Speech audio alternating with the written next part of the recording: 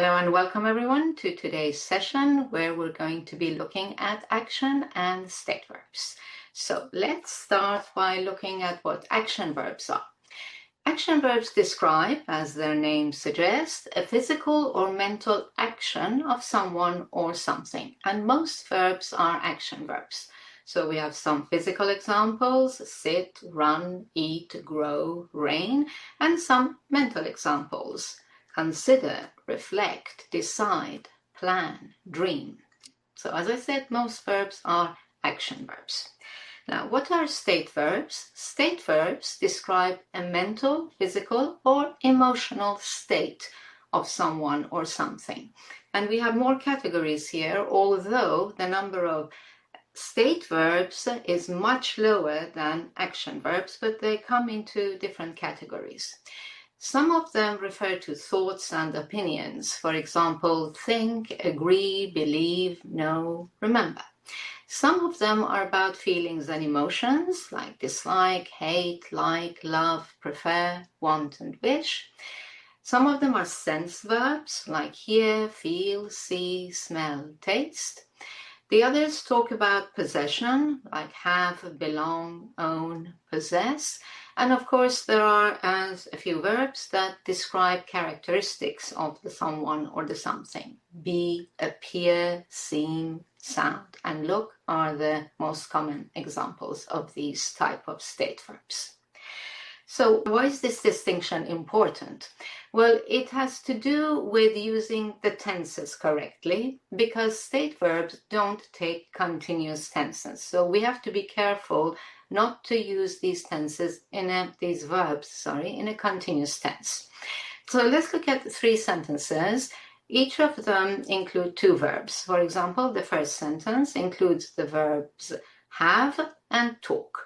Now, talk is an action verb, so it can go into the present continuous tense, what you are talking about now.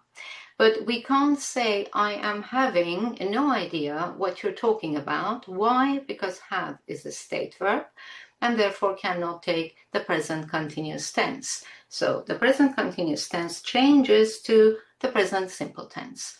I have no idea what you're talking about.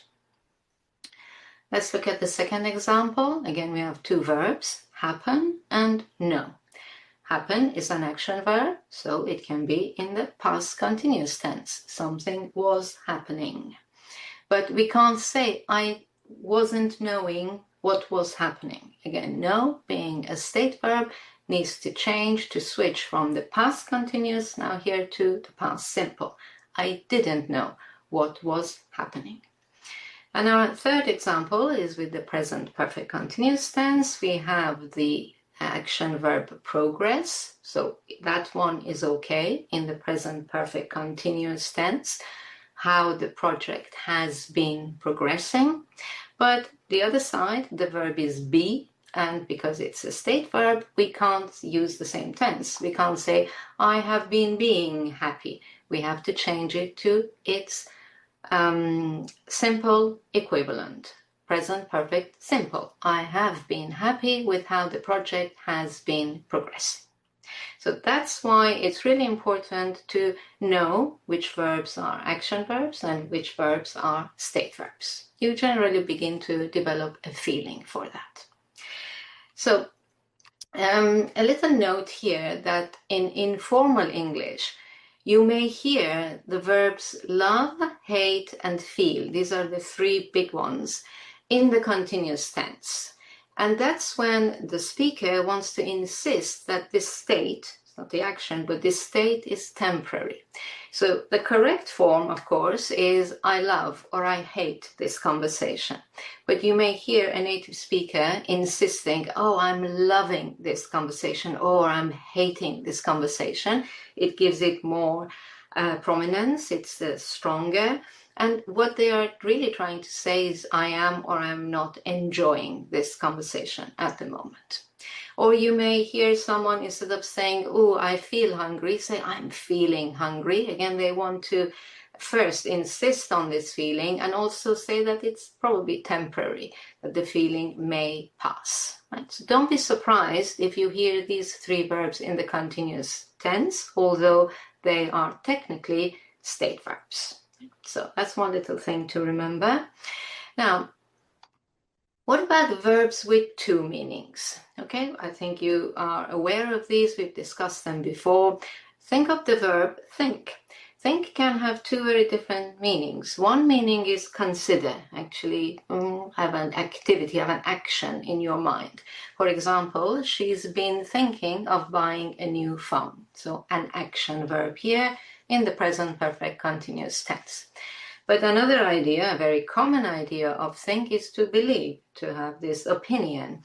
For example, she thinks she needs a new phone. So in this case, it is the simple form, she thinks, not she is thinking.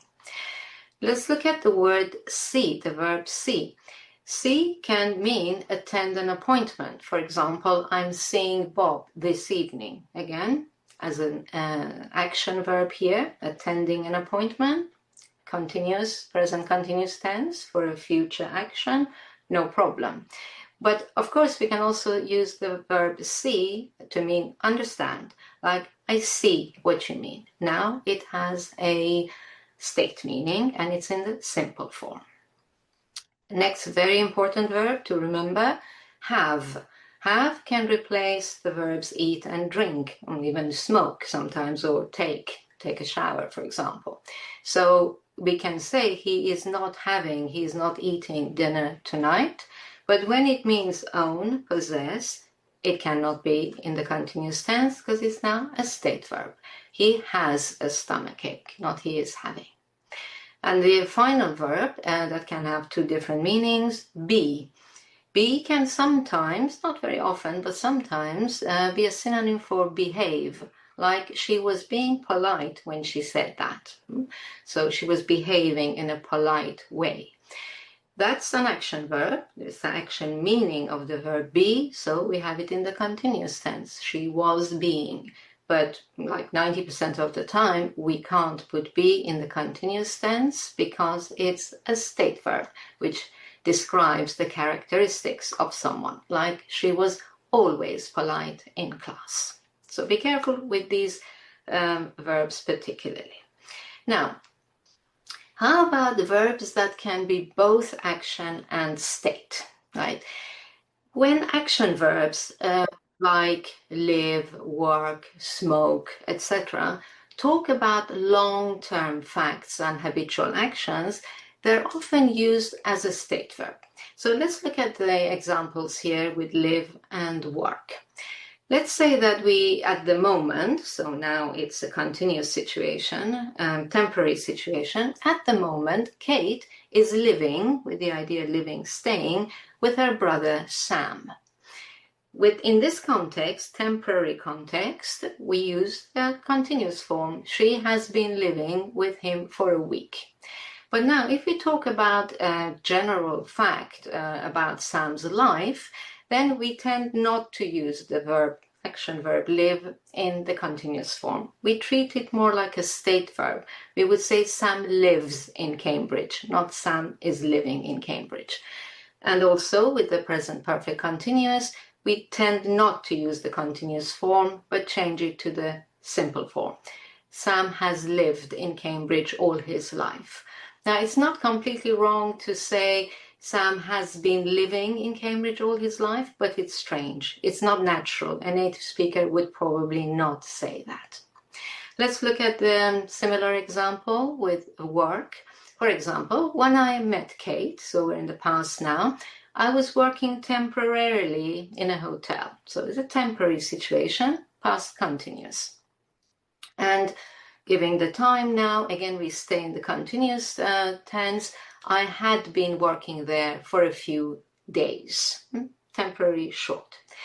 Now, talking about Kate, where this was her permanent job, again, it's more natural not to use the continuous form, but think of it as a state, as a fact, as a situation, and say Kate worked there. as the bar manager, and also even with the past perfect continuous, change it to past perfect. She had worked there for 5 years. Okay. So that's that one, and I think I would like to just mention very briefly, that's all for tenses, a common mistake I often hear with sense and characteristic verbs. Remember that these verbs describe the subject of the sentence, not an action. So therefore, they need to be followed by an adjective, not an adverb. So avoid saying things like the garden looks well. I know we have a verb look, and you think, verb, adverb. Look is a descriptive verb. It describes the garden, so we need to follow with an adjective. Or the sauce tasted strange, not strangely. The situation was unusual, adjective, not unusually. Okay. Or Jane seems more cheerful than yesterday, not cheerfully. One little point. Final thing I'd like to mention is with the verbs get and become. Although they're action verbs, they can go into the continuous tenses.